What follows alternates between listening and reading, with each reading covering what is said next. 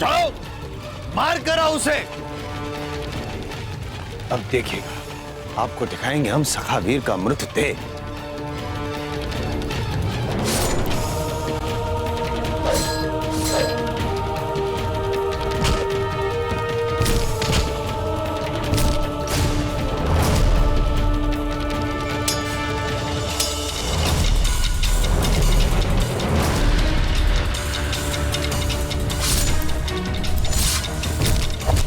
शाबाश। बैरम खान जी, क्या वाहवाही क्या कर रहे हैं?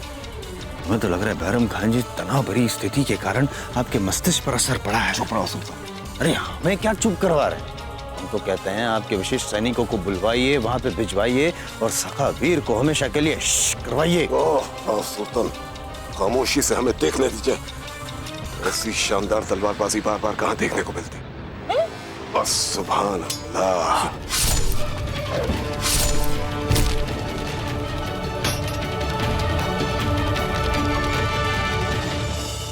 तलवार उठाओ अपनी। हम निशस्त्रों पे वार नहीं करते। रहम बर खुदा, हमें जाने दो मियां, हमें जाने दो। जाने दो? हैं? जाने दो।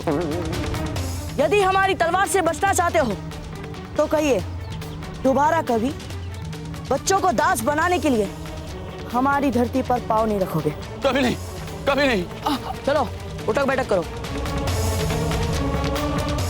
चल ले, चलो ऐसे।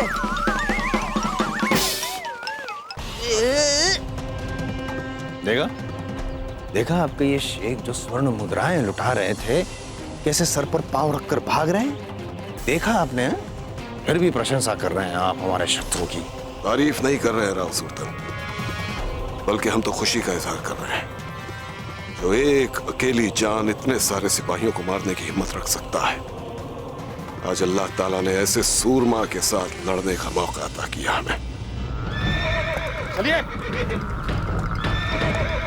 चलो। हुकुम, लगता है अशुभत प्यासा है, इसे पानी चाहिए पीने के लिए। जल कहाँ मिलेगा? हुकुम, जलाशय इधर पास में ही है। चलिए, चलो।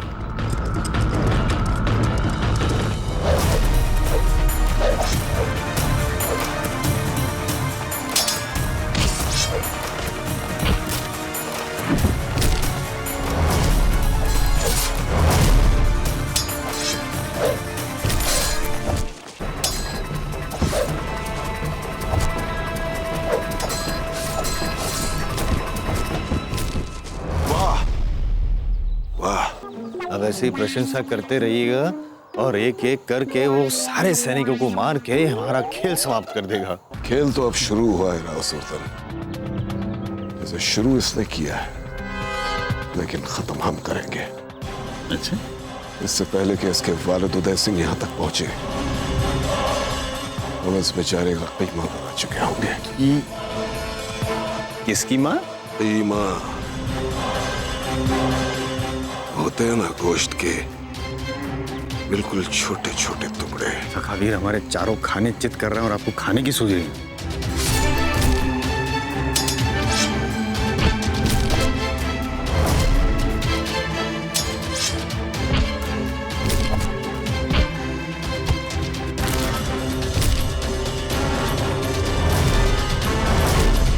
बैरम खान जी, क्या कर क्या रहे हैं आप? कुछ समझ में नहीं आ रहा है। अब हमारे पक्ष में है या सखावीर की? राव सुल्तान, अब किसी को भी बीच में मत भेजिएगा। लड़ाई सिर्फ हमारे और सखावीर के बीच में है।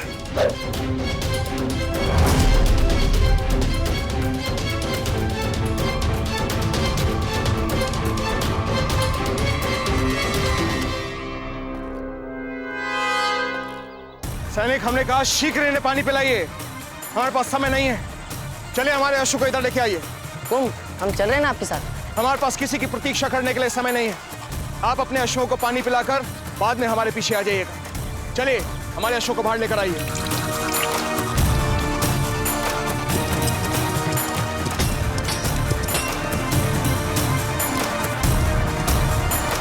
बैरम खान, आज हमें इस मुगल ध्वज को हटाने से कोई नहीं रोक सकता।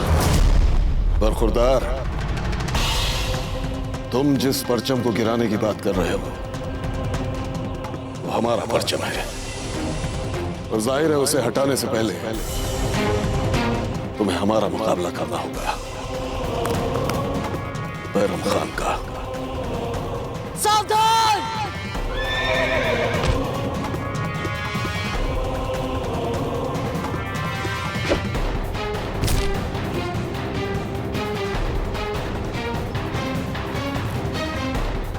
बैरम खान, लगता है इस बार पूरी तैयारी से आए हो, लेकिन शायद तुम्हें यह नहीं पता कि हम भी इसी मौके का इंतजार कर रहे थे। पिछली बार तो कई बार हमने तुम्हें बूंदी से जिंदा वापस जाने दिया, लेकिन अब की बार तुम्हारी लाश वापस जाएगी।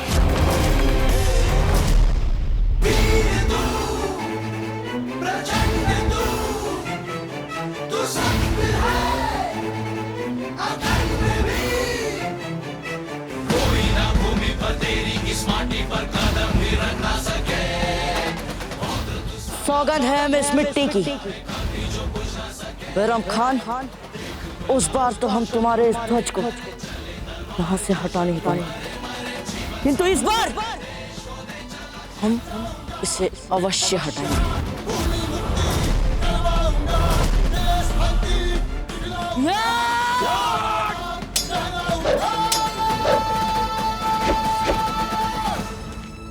जीजा, ये देखिए, इतने सुंदर वस्त्र हमारी माँ ने विशेष रूप से आपके लिए बनवाए हैं। और पता है उन्होंने क्या बोला?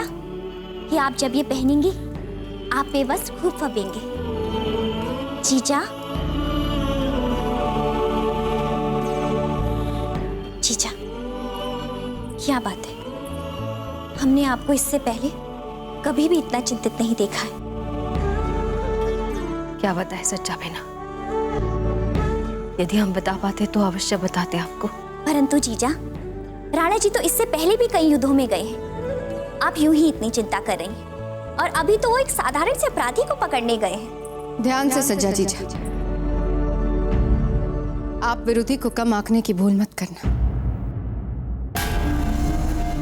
है ना जीजा?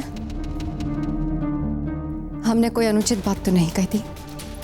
हाँ हाँ, इसमें क्या है, हम जानते हैं राणा जी तो सखावीर को पकड़ने गए हैं ना।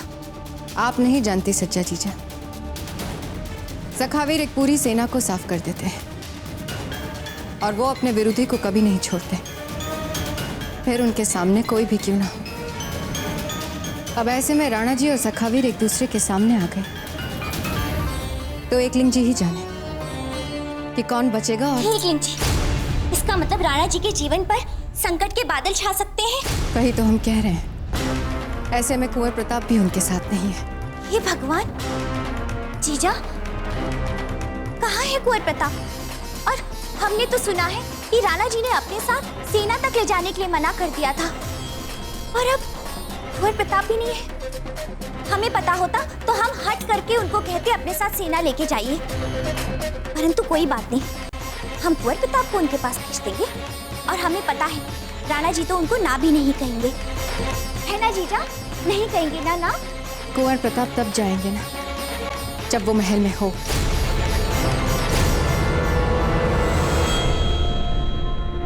महल में नहीं,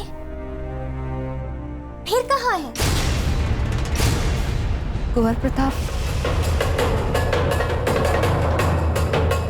गुरुकुल में।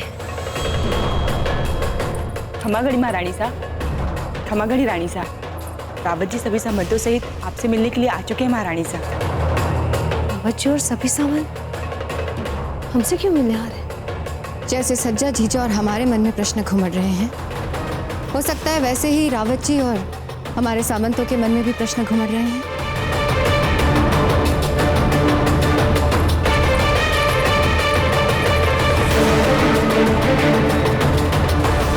हे एकलिंग जी, हमें शक्ति दे ताकि हम प्रताप का सच महल में किसी के भी सामने ना खोले।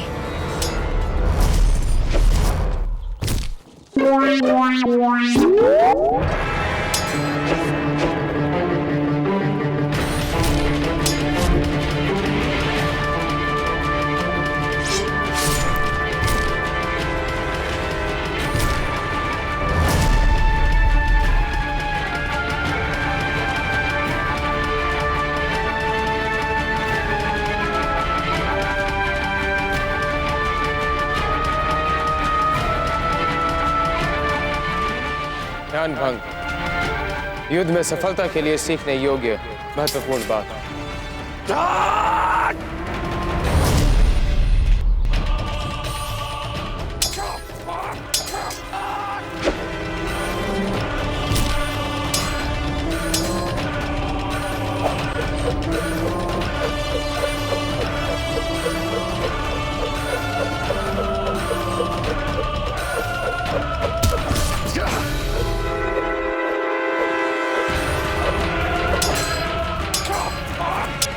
समाचार अच्छे नहीं है महारानी साहब। हमारे गुप्तचरों से प्राप्त हुई सूचना के अनुसार सखावीर ने बूंदी में उस राव सूरतन सिंह के तैनात पूरे हथियारबंद विशिष्ट सैन्य बल का अकेले ही सफाया कर दिया। और जब से यह समाचार हमें प्राप्त हुआ महारानी साहब, तभी से हम सखावीर के इस अद्भुत युद्ध कौशल को लेकर विस्मित हैं। विचित्र बात है महारानी साहब, ऐसे अद्भुत युद्ध कौशल वाला सखावीर, ऐसा योद्धा हमारे इस राजपुताने में था और हमें इसका ज्ञान भी नहीं था। फिर तो बहना धीरबाई बिल्कुल सच कह रही थी। अर्थात ये सखावीर कोई मामूली अपराधी नहीं है रावत जी। जीजा, आप तुरंत राणा जी की सहायता के लिए कुंवर प्रताप को भेज दीजिए। रानी साहब, हम रानी सज्जाबाई जी के सुझाव से पूर्ण रूप से सहमत हैं कि हमारे बार बार निवेदन करने के उपरांत राणा जी बिना सैन्य बल लिए रवाना हो गए थे। और ऐसी स्थिति में यदि बाबूजी राज प्रताप वहां जाते, राणा जी उन्हें मना नहीं कर पाएंगे। और वैसे भी हमारे बाबूजी राज प्रताप युद्ध कौशल में अकेले ही अनेक सैनिकों के बराबर हैं। जीजा, आप रावत जी को बताइए ना कि कुंवर प्रताप गुरुकुल में ही है। गुरुकुल से तो अपने पिता की सहायता करने वो जा ही सकते हैं। रानी साहब, बाबूजी राज प्रताप गुरुकुल में है? यदि ऐसा है तो फिर कोई समस्या ही नहीं। जीजा, कुंवर प्रताप गुरुकुल में ही है ना? बहना धीरबाई, जब जीजा ने एक बार कह दिया कि कुंवर प्रताप गुरुकुल में है, तो अब बार बार उनसे एक ही प्रश्न क्यों पूछ रही? ऐसे ही हमने सोचा पूछ ले। महारानी साहब, हम अपने और अपने सामंतों की ओर से आपका हृदय से आभार व्यक्त करते हैं। ठहरे रावत जी, कुंवर प्रताप गुरुकुल में नहीं है।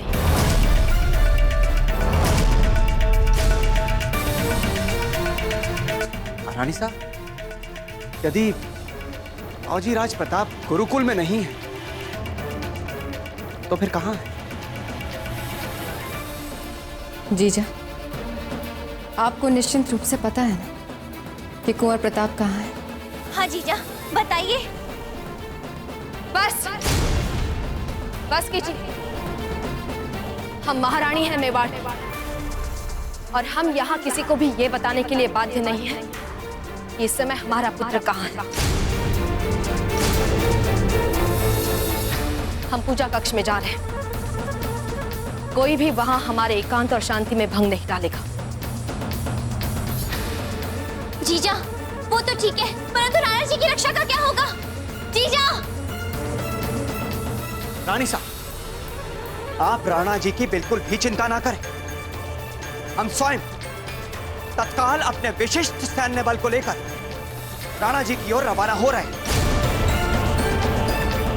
राणा जी की इच्छा और आज्ञा के विरुद्ध। खड़ी खम्मा गई।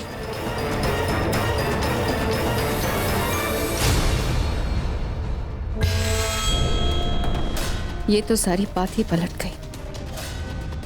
समझ नहीं आ रहा हमें कि इतना आत्मविश्वास आ कहां से रहा है जयवंता जीजा में।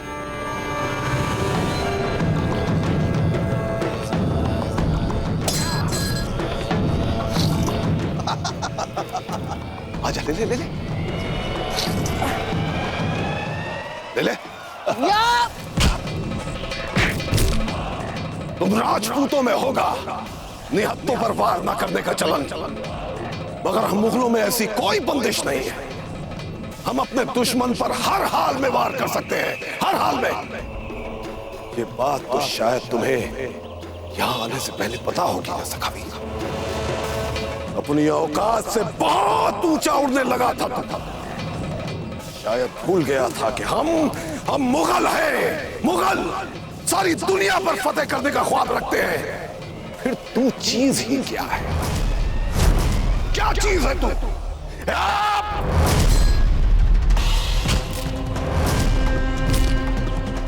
उठ,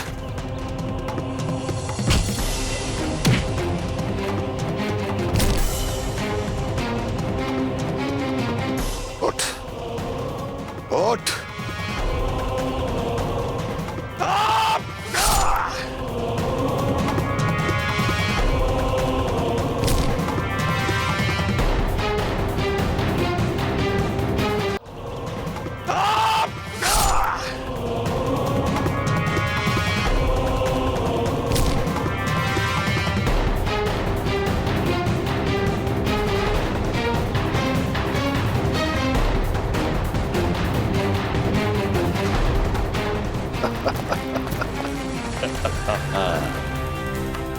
बैरम खान जी, हम तो पहले ही कह रहे थे कि सैनिकों को छोड़िए, आप स्वयं जाइए सखावीर से लड़ने के लिए। केवल आप ही है जो सखावीर को मात दे सकते हैं।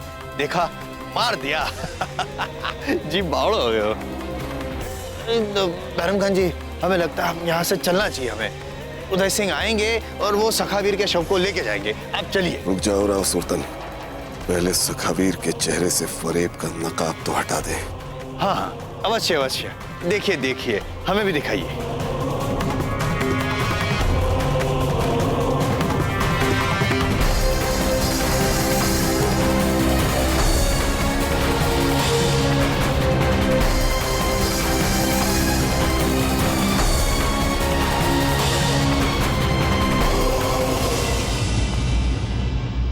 निकट युद्ध में मर जाने का स्वांग भरने को बहुत ही प्रभावशाली ढंग से प्रयोग में लाया जा सकता है।